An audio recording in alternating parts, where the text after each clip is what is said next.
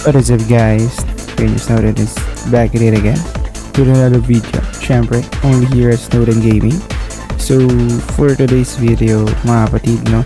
So, we are gonna review some skill cards, no? Review natin yung mga skill cards ng different Sinos, no? Yung 6 na Sinos na ginagamit natin in-game, no? So, this video is for beginners na, so for them to know kung ano nga ba yung mga magagandang skills na pwede nilang gamitin sa arena, no? So ano pang hinihintay natin? Let's go! What is up mga kapatid, no? Can you Snowden is back, syempre only here at Snowden Gaming. So next one na sino na i-review natin, no? Si ate niya Psychic, no? So sanay talaga akong tawagin siyang ate, I don't know why. For me, Psychic is a girl, no? Girl siya for me. So ayun na nga. So i-review na natin, no? Kung mga skill cards ni Psychic, ano yung madalas na nagagamit and ano yung mga recommendation ko. Syempre number 1, I will recommend you my build, no? Number 1 dyan, si Little Thunder for AoE attack, no? AoE siya and also may electric shock siya. So kung mapapansin nyo guys, no? Mapapansin nyo mga kapatid, most of the Sinos na nakakalaban nyo sa arena, nandyan si Samurai, nandyan si Psychic, nandyan si Grappler. So bakit ito yung lagi kong gamit, si Little Thunder? Dahil meron siya electric shock. So si electric shock guys, tinatanggal niya yung critical ng mga skill cards ng ating Sino. So itong Little Thunder, AoE siya. So talagang lahat ng box tatamaan, kahit summon tatamaan. So magkakaroon siya ng electric shock for 1 turn. So after mo tumira, yung tira niya is may electric shock. So lalo na yung sa akin, no? Yung Psychic ko is may dagdag speed. So minsan mas mabilis pa yung Psychic ko kay Ninja. So ayan, number 1 yan. So etong shock pulse, so additional electric shock, and also pwede mo kasi itong itutok kahit saan. So pwede mo siya itutok sa nasa gitna, pwede mo siya itutok sa nasa likod, no? Pwede mo rin siya itutok kasi minsan nilalagyan nila ng wall pang cover or ng mga pang summon yung mga Sinos nila para hindi matamaan ng mga ibang skill cards. Kasi may mga skill cards na talagang kung sino lang yung nasa harap ayun lang yung titirahin. But with shock pulse, pwede mo kasi siyang itira dun sa nasa gitna kahit may harang pa sa kanya, no? So goods yun. Number 3 ito, si Fireball.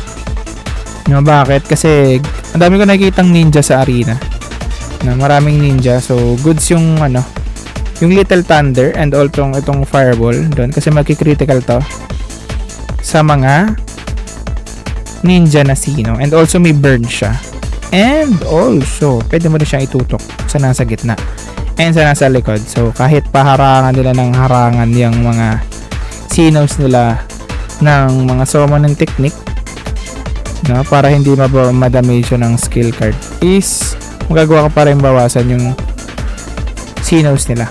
And eto, yung sa build ko, ito si Tron. Ito yung pang-apat na card na ginagamit ko. Bakit? Kasi nag-scale up siya. Auto 200% increase damage, no, pag 4 na beses mo na siya nagamit. And also, madalas ako nakaka-clutch kay Psychic gamit yung skill card na yun. Ito, si Little Thunder, si Shock Pulse, si Fireball, tsaka itong si Tron.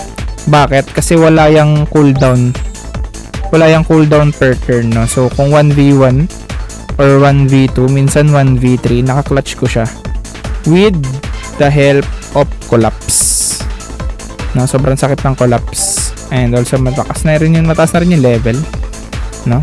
So meron din tayo ito, yung passive skill, which helps us, no, para manalo sa mga games kasi madalas si Psychic natin yung una sa lahat. So sabi dito, increase own speed by 30% after the 5th turn. So after the 5th turn, mag-increase tayo ng 30% speed. And then also ito, si Beater, level 9 yung nakuha natin. Increase speed by 10 per attack. So every time na gagamitin natin si Psychic, nai-increase yung speed natin ng 10. So goods na goods siya.